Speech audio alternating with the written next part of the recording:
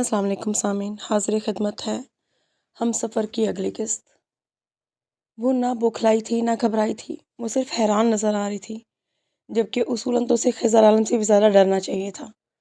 وہ جہاں تھی اسے وہیں رک جانا چاہیے تھا، بغیر کسی پریشانی سے، صرف اور صرف حیرانی سے۔ وہ پہلے اسے اور پھر ممی سے اس نے پوچھا، اشر آپ کب آئے؟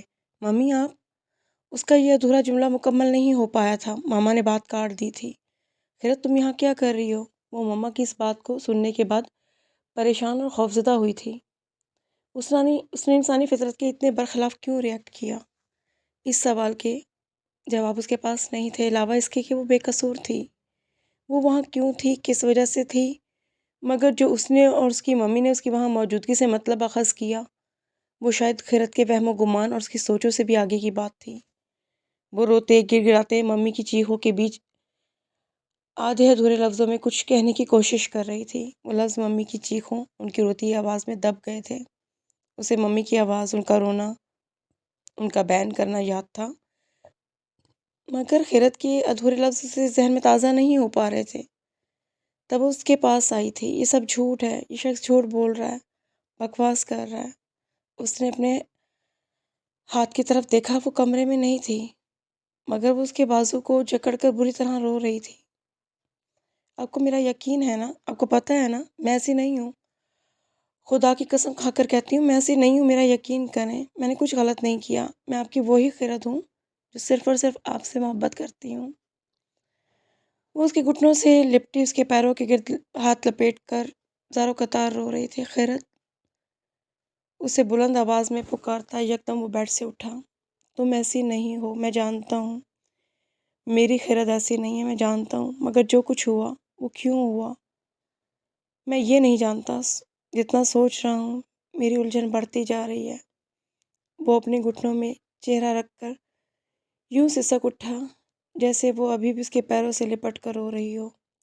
کیا خضر عالم کی کوئی خباثت کار فرما تھی ان سب کے پیچھے؟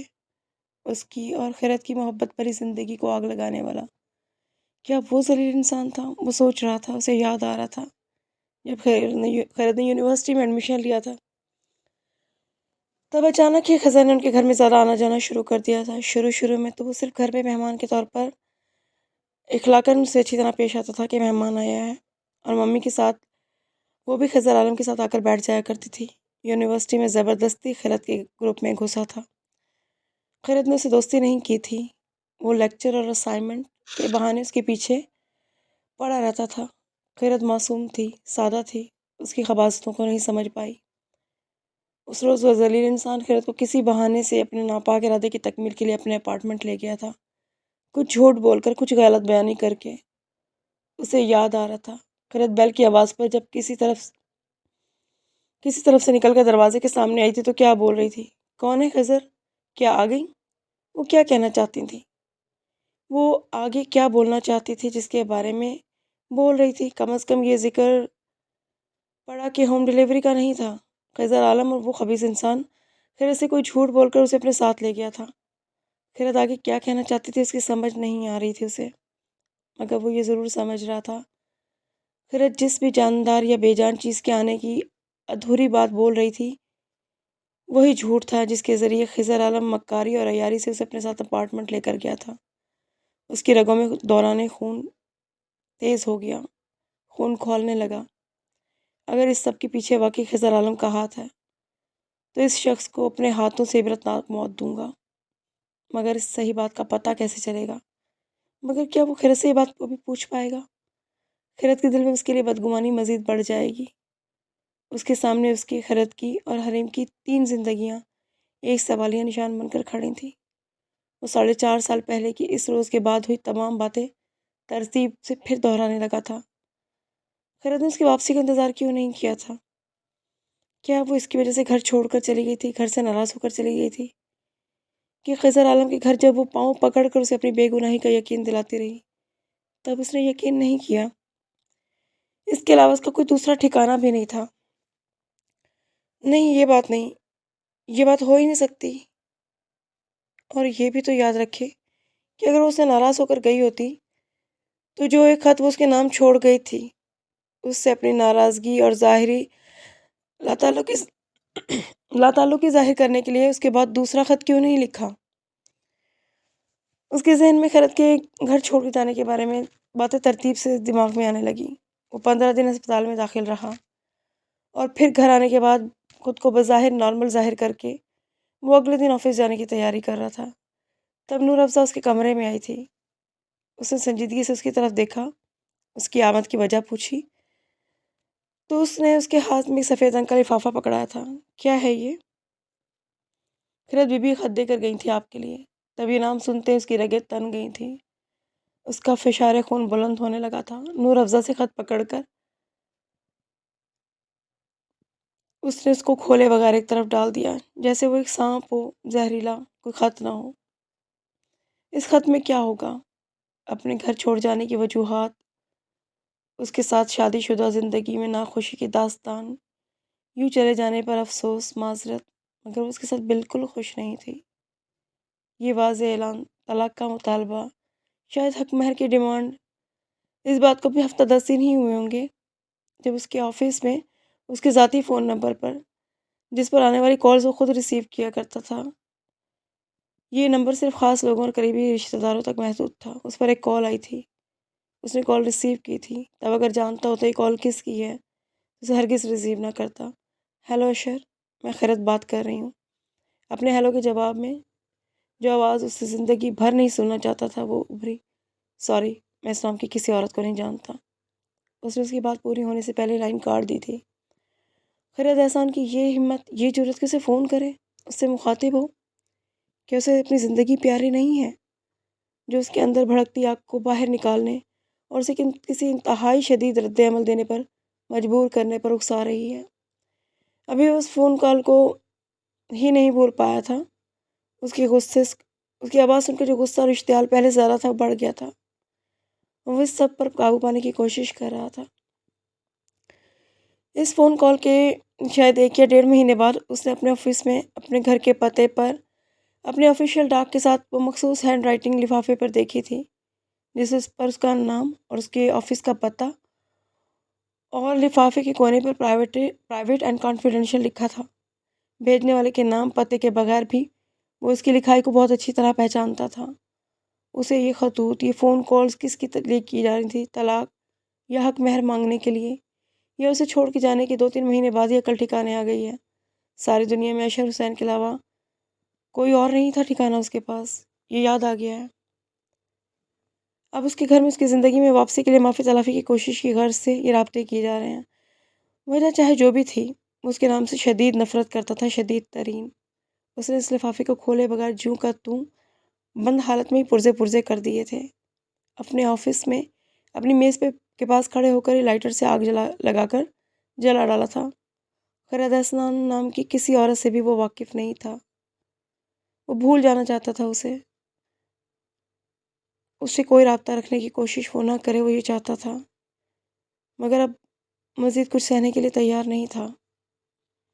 اب کسی بھی قیمت پر آواز سننے کو اس کی تیار نہیں تھا، اس لیے اب اپنے پرسنل فون نمبر پر اس نے کال ریسیو کرنا ہی چھوڑ دی تھی۔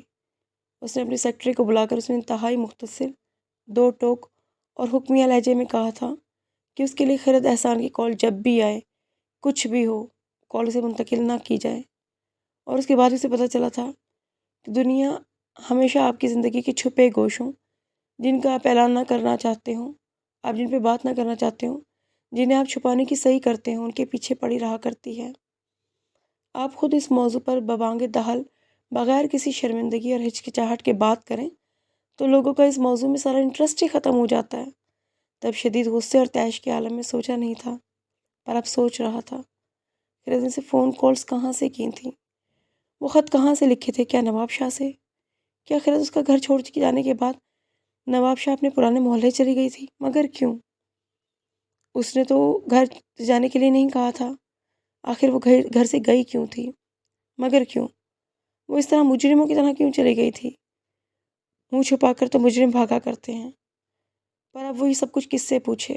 اسے وہ ساری سچائی کون بتائے گا؟ خیرت ہرگز نہیں۔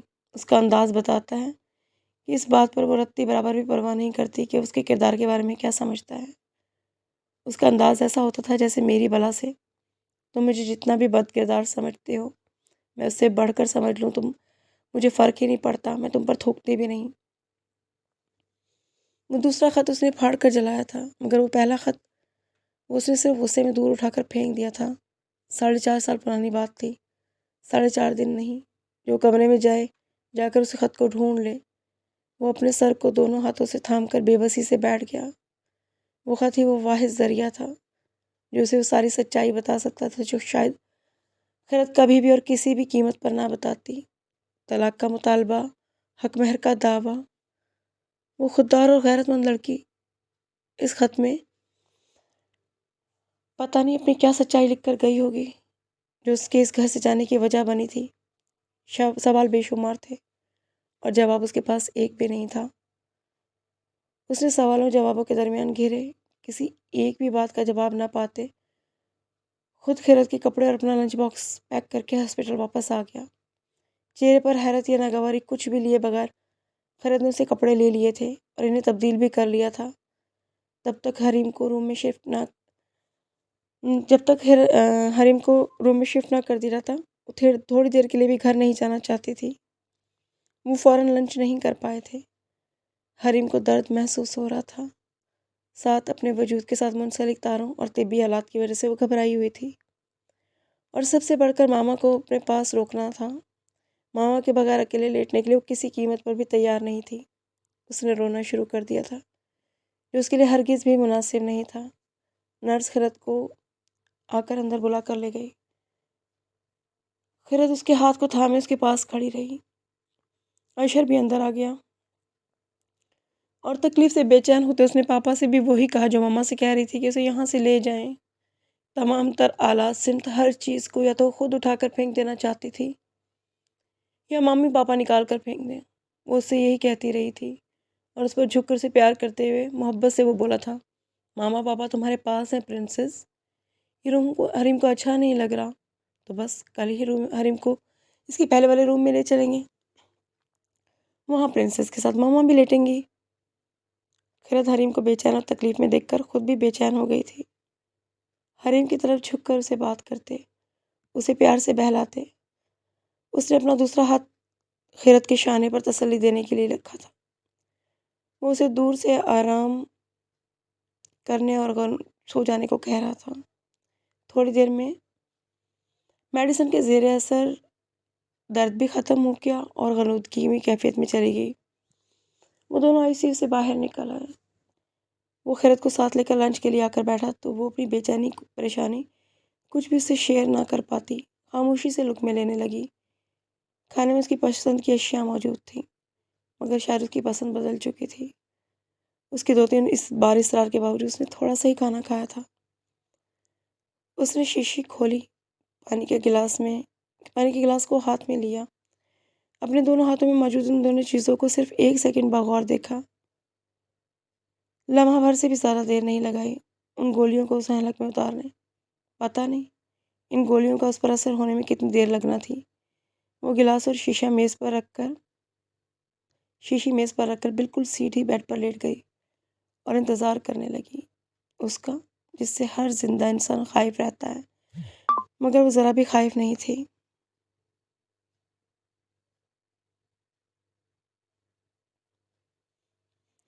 موت بھی بھلا کوئی ڈرنے والی چیز ہوا کرتی ہے۔ حریم کو ICU سے پرائیویٹ روم میں شفٹ کر دیا گیا تھا۔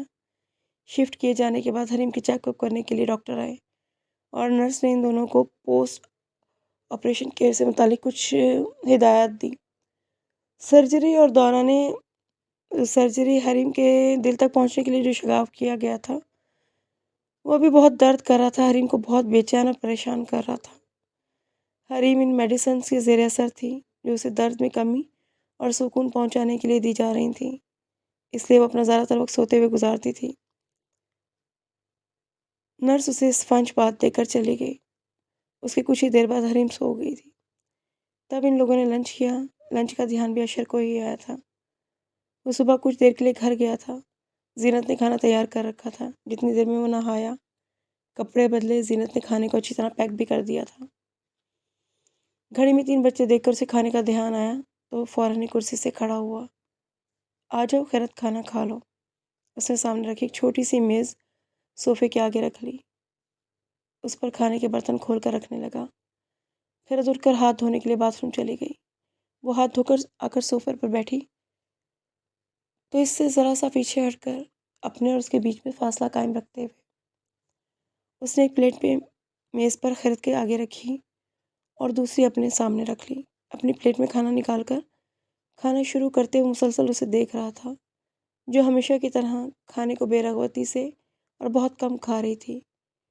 پہلے بھی جب وہ ہنسی خوشی محبتوں بھری زندگی گزار رہے تھے تب بھی وہ کوئی بہت خوش خوراک نہیں تھی، مگر اپنی پسندیدہ ڈش بھرپور طریقے سے انجوائے کر کے خوب رغبت سے کھایا کرتی تھی۔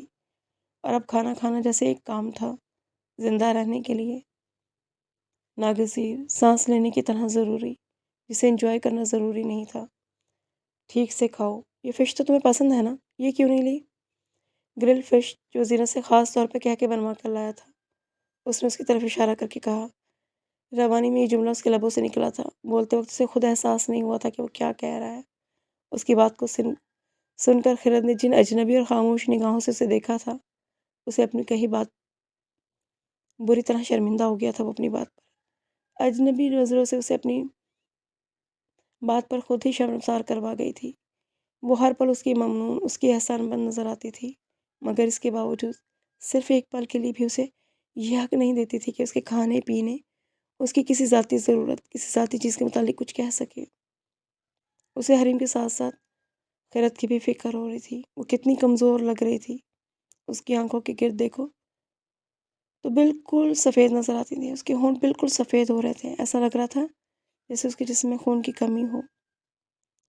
وہ ہاسپٹل کے کمرے میں موجود تھے، اس کا دل چاہا خیرت کو یہاں کسی ڈاکٹر کو دکھا دے، مگر دل میں ہزار چاہنے کے باوجود بھی اس کی ممنونیت کا بظاہر بالکل خاموش آنکھوں کا وہ چھپا ہوا سرد تاثر اس کی ریڑھ کی ہڈی میں ایک سرد لہر سے دوڑا دیتا تھا۔ مگر اس وقت اسے بہت قریب سے دیکھتا اسے اندر تک بے چین کا ہو رہا تھا۔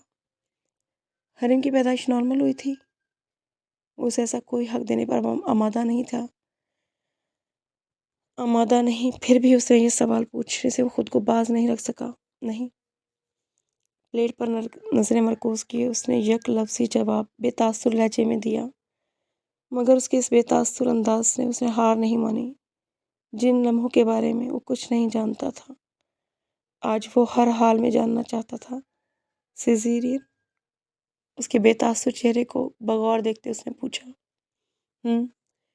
کیا کوئی کمپلیکیشن تھی؟ مجھے گھر جانا ہے۔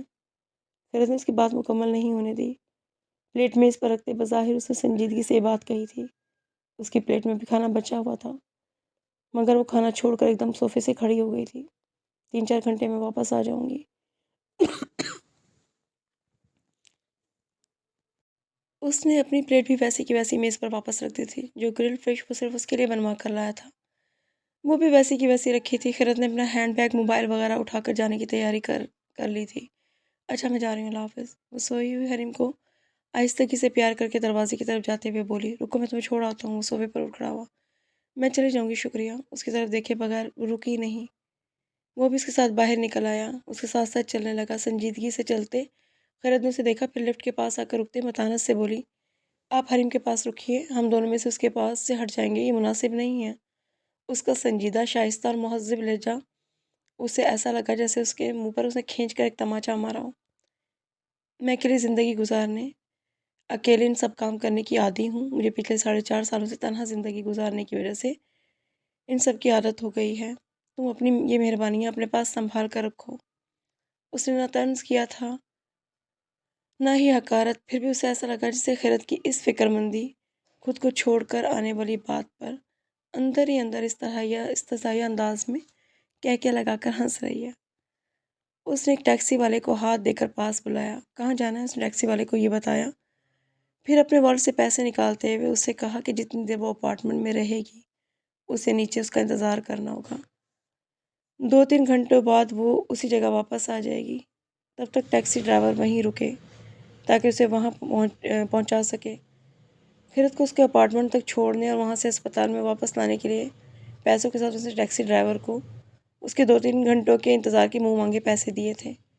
وہ والٹ جیب میں واپس رکھ رہا تھا جب خیرت گیٹ سے باہر نکلی تھی۔ اس کی خود سے نفرت دیکھ کر لگتا تھا کہ شاید وہ اس کی روکی ٹیکسی میں بھی نہیں بیٹھے گی، مگر ان 4.5 سالوں میں اتنی بدل گئی تھی، اتنی میچیور ہو گئی تھی کہ ایسے کسی بھی بچگانہ انداز میں اپنی ناراضگی ظاہر کیے بغیر وہ بڑی خاموشی سے اس کی روکی ہوئی ٹیکسی میں آ کر بیٹھ گئی تھی، جس کا دروازہ وہ اس کے لیے کھول کر کھڑا تھا۔ وہ بیٹھ چکی تو کھڑکی کی طرف جھک کر اس سے بولا، اسی ٹیکسی میں واپس آنا، خان صاحب اپارٹمنٹ کے باہر تمہارا اسی ٹیکسی میں انتظار کریں گے۔ چہرے پر کوئی تاثر لائے بغیر اس نے سر ہلایا۔ ٹیکسی آگے بڑھی اور مڑ کر واپس ہسپتال کے گیٹ میں گھس گیا۔ تب زیر لب بہت آہستگی سے اسے مخاطب کر کے بولا، ان دونوں میں اپنی انا، وقار، غیرت سب کچھ فراموش کر کے ایک بار پھر ماضی کی کھوج میں نکلا ہوں، اور اتنا یقین رکھنا خیرت کہ 4.5 سال پہلے جو کچھ ہوا تھا، اگر میری کہیں کوئی غلطی ہے تو چاہے تم مجھے معاف کر دو، میں خود اپنے آپ کو کبھی معاف نہیں کر سکوں گا۔ وہ اسپتال کے اندر واپس آ گیا۔ وہ اپنی سوئی ہوئی بیٹی کے پاس واپس آ گیا۔ اس کی نظریں حریم پر تھیں، مگر اس کا ذہن اس خط کو سوچ رہا تھا، آخر وہ خط کہاں گیا؟ آج تو مہلت نہیں تھی، لیکن وہ کل اپنے گھر اس لفافے کی تلاش میں لازمی جانا چاہتا تھا۔ گھر میں نہا کر کپڑے بدل کر اپنے کچھ دیگر کام نمٹا کر وہ واپس اسپتال جانے کے لیے اپنی بلڈنگ سے باہر نکلی تو اپنے لیے انتظار میں کھڑے ٹیکسی کو دیکھ کر اس کے چہرے پر تنزیہ سی مسکراہٹ آ گئی۔ وہ ٹیکسی میں آ کے بیٹھی تو فکر مندی اور اپنائیت لیے چند اور فکرے اس کے کانوں میں گونجے، رکو میں تمہیں چھوڑ آتا ہوں، ٹھیک سے کھاؤ، یہ فش تو تمہیں پسند ہے نا، یہ کیوں نہیں لیں؟ سوری، میں کسی خیرت نام کی عورت کو نہیں جانتا۔ مسکراتے مسکراتے ایک دم اس کی آنکھوں میں آنسو آ گئے۔ حریم کی پیدائش نارمل ہوئی تھی، ماں اور بچے دونوں کی جان کو خطرہ تھا۔ ہمیں یہ آپریشن فوراً کرنا پڑے گا۔ ایک ظالم شخص کے ہمدردانہ اور اپنائیت لیے جملوں نے سب زخموں کو جیسے پھر سے اکھیڑ دیا تھا۔ اپنے آنسوؤں پر اسے اس پل کوئی اختیار نہیں تھا۔ ٹیکسی ڈرائیور سے روتا نہ دیکھ لے، اس متعجب نظروں سے بچنے کے لیے اس نے سر کو نیچے جھکا لیا۔ حریم کی وجہ سے وہ وقتی طور پہ ایک ہوئے تھے، جو کیفیت اس کی تھی یقیناً وہی اس کی بھی تھی۔ وہ جیسا بھی تھا، حریم سے وہ بے تحاشا اور والہانہ محبت کرتا تھا۔ اس کے آپریشن، اس کی زندگی کی فکر نے اس کے دل میں نرمی، غضارت اور اچھائی کے جذبات وقتی طور پہ پیدا کروا دیے تھے۔ تبھی حریم کے لیے میری بیٹی نخرے دکھائے یا تنگ کرے، تمہیں فکر کرنے کی ضرورت نہیں ہے، اس سے بڑے تکبر سے کہنے والا، ہماری بیٹی کو ہوش آ گیا، ہماری بیٹی انشاءاللہ ICU میں سے اس روم میں شفٹ ہو جائے گی۔ بڑے نرم لہجے میں کہہ رہا تھا۔ حریم میری بیٹی سے ہماری بیٹی ہوئی تھی۔ اسے بھی طنز، نفرت اور تکبر سے صرف تم کہہ کر مخاطب کرنے کے بجائے خیرت کہہ کر اس کا نام لے کر مخاطب کر رہا تھا۔ حریم کے سبب ہونے والے اس وقتی اچھے برتاؤ کے باوجود اس شخص کا اپنا نام لینا، خیرت سے اپنائیت سے بات کرنا دل کو سخت ناگوار گزر رہا تھا۔ اس ظالم اور متکبر انسان کی اس کے ساتھ یہ سب نرمی اور اچھائی اپنی بیٹی کی وجہ سے ہے، یہ جاننے کے باوجود اس کا دل چاہا اس شخص سے کہے، تمہیں میرا نام لینے کا کوئی حق نہیں ہے، تمہیں میری فکر کرنے کی کوئی ضرورت نہیں ہے، تم صرف حریم سے مطلب رکھو، مجھے میرے حال پر چھوڑ دو۔ مگر یہ سوچیں صرف دل کی تھی، وہ ایسا کر نہیں سکتی تھی۔ وہ اس کی احسان مند تھی، اس کی شکر گزار تھی، وہ بہت زیادہ ممنون تھی جو اس نے اس کی اولاد کی زندگی بچانے میں تعاون اور مدد فراہم کر کے اس کے اوپر کیا تھا۔